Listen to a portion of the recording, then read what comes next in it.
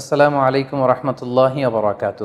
Japan থেকে সোনিয়া শারমিন নামে এক বোন প্রশ্ন করেছেন, সামুদ্রিক কোন কোন প্রাণী খাওয়া যাবে আর কোনটা খাওয়া যাবে না। বিশেষ করে উদাহরণস্বরূপ শামুক, ঝিনুক, অক্টোপাস, স্কুইড এবং কাঁকড়ার কথা আপনি উল্লেখ করেছেন।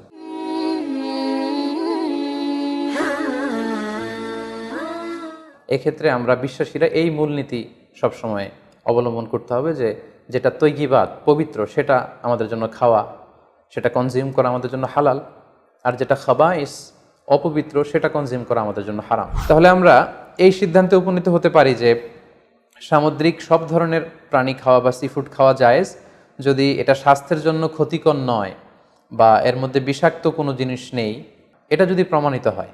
আল্লাহ তাআলা আমাদের সবাইকে ইসলামকে সঠিকভাবে বুঝার, জানার এবং মানার তৌফিক দান করুক। আসসালামু আলাইকুম ওয়া রাহমাতুল্লাহি ওয়া বারাকাতুহু।